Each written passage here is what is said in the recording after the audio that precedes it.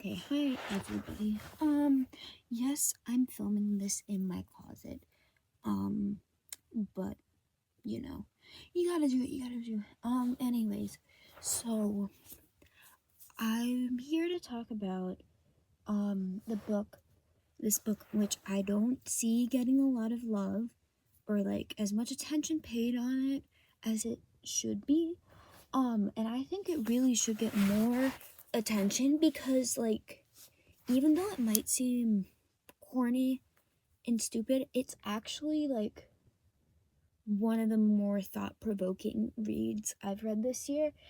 And I've read White Nights and The Long Walk.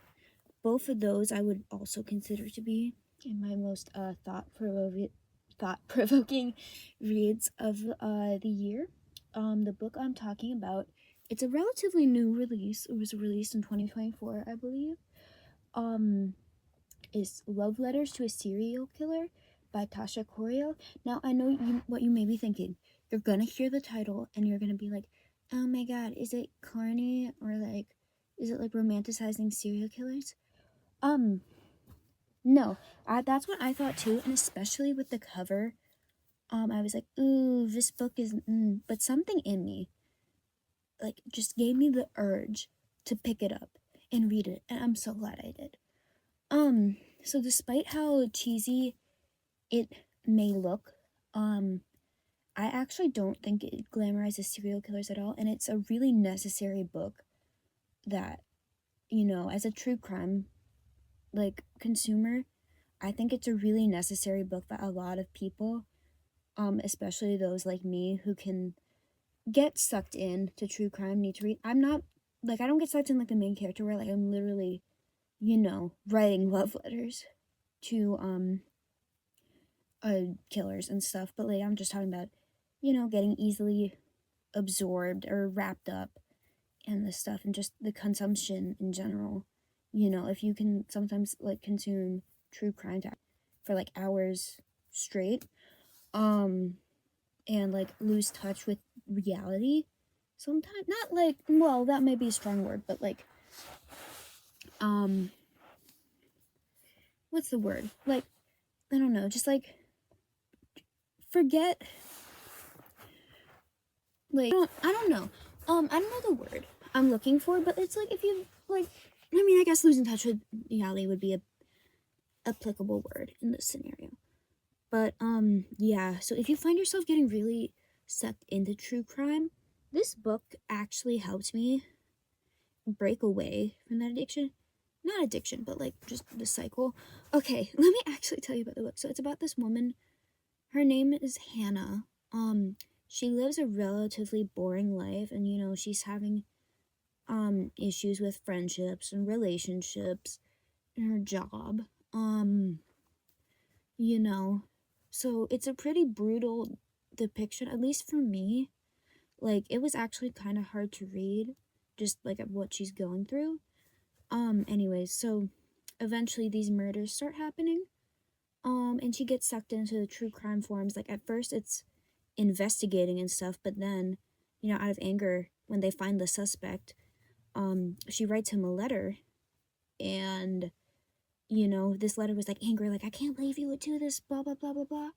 And then he writes back, and then she realizes, oh, he's charming and stuff. So eventually, over time, the letters morph into love letters, and she goes down to see him in the trial, during his trial and stuff, and there's a group of other women, sort of like what you saw with Ted Bundy's trial and stuff. Anyways, yeah, so she meets his family and is trying to figure out the mystery, whatever. I'm not gonna spoil too much because there's actually a pretty big twist which I wasn't expecting, and I do wish wasn't there, honestly, because I feel like it could have made the impact a bit better, but it's still a good book. So yeah, so just, and it's not romanticizing because the ending is just really bleak and depressing. I'm gonna use The Long Walk as an example. It's my favorite book, guys. Don't kill me, but it reminded me of The Long Walk with just how bleak and depressing it was, which if you looked at the cover, you would think it's glamorizing this, but it's not. And it just shows how big of a rabbit hole true crime is, and if like you don't stop yourself, you can get sucked in. And this book was a good reminder, like as somebody who gets sucked in by true crime. Oh, this is the little charm I made. I'm just fidgeting with it. As someone who gets sucked into true crime easily, this was a reminder, just like, wow. Like, yes, it's extreme, and at times it's kind of unrealistic for most of us, but I feel like it's a really necessary conversation to have about our consumption of true crime, and like, at what point is this like too much? Yeah, at what point is it about us and less about the victims? Because a lot of people online always say, "Oh, I'm focused on the victims," but in the book, she starts out looking for justice for the victims, but it's basically a way for her to feel better about herself. And I feel like even though as much as we try to convince ourselves that that's why we're doing this, I think deep down it's just because of morbid curiosity. And this story, like, again, really helped me set in perspective. Like, these are real people that were killed. And, like, I'm always aware of that. I've never been too sucked in. Like, I've never romanticized or glamorized serial killers. Like, I've always thought they were all awful people. But, like, yeah. No, if you're a true crime fan, or just, like, I don't know, I feel like I don't want to give too much away. And also, it's kind of been a while since I read it, and I don't remember all the key plot points, but like, just seeing how much her life spirals. Obviously my life never got to the point where it spiraled as much as Hannah's did, to the point where I'm literally traveling to see trials and stuff, but like, there was a time where all I was consuming was true crime, and it was really a really dark time in my life. And like, yeah, I always watch videos saying, "Oh, take breaks, true crime is like too much is bad for you." And I was like, "Oh yeah," but just seeing and reading these devastating effects.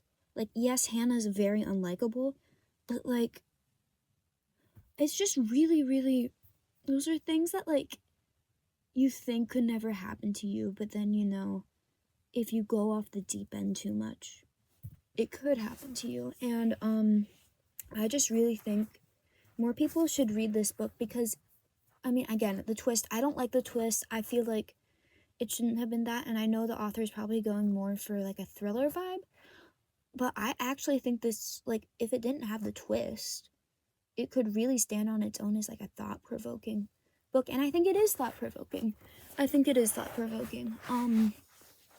It's hard for me to put my thoughts into words about books, but I haven't like seen anyone, even on like Reddit and stuff, talking about this book, or like not like brought up the points that I brought up. And it's not being like, "Oh my god, I'm bringing up these points, I'm much better than you." No, it's not that. It's not. I just feel like, I don't know. I feel like this is an important book to have, especially with all these stupid fucking Netflix documentaries. The monster egg, that pissed me off so bad. But like, all these documentaries glamorizing these murderers. Like, yes, I know they're complex and people, and you can feel bad for what they've gone through, but at the same time not excuse the acts like they did in some of these other movies, and like respect the wishes of the victims. Like with the Dahmer thing, they didn't want that documentary. I don't know. I just feel like this is a really important book to me. And I know I'm rambling. I'm probably saying a whole lot of nothing. This is like my first real book review. But yeah, my lights just flickered, sorry. I'm kind of concerned, but whatever. This is my first real like book review, and I have a couple of other books I don't see many people talking about. Which I want to talk about. So if this is a thing you'd be interested in seeing more. And the next book I was thinking of was The Eyes Are the Best Part by Monica Kim. I think that's her name. But that was another book I don't see a lot of people talking about. It's another new one, but like that book was like, it was really good. So if this, if you guys want to see more of this series, then yeah. And also, you know, I don't know. I don't see like I don't know when. No, I don't see like a lot of horror booktubers. Like there are some. I know there's some, but like they none of them really like share like have the exact same taste. Like I mean, I know nobody's gonna have the exact same taste as me. I understand that, but like I don't know. I like even when I watch other like Stephen King booktubers, I just don't find myself agreeing with all of their opinions. So I thought I'd create my own channel and I'd share my opinion. So hopefully, if there's any other murder, mystery, thriller, horror, spooky lovers who would like to dabble in Dostoevsky, find a channel that fits for them. Yeah, and this is not shade to other booktubers. Everybody has their own tastes, and I respect that. But I want to make something for my own taste too, cause like, yeah, I haven't really found like a horror booktuber that I'm like, yep, I'm watching all their videos. No, it's always like I'm rambling. I'm just gonna cut it here because I'm about to go on a tangent. So yeah. Um so thank you guys for watching. If you check out the book, let me know what you think about it. Yeah. Fair warning, obviously there's like murder and like sexual assault stuff in this book, but it's a book about murder, so like, you know, just proceed with caution. But yeah, thanks so much for watching. Bye.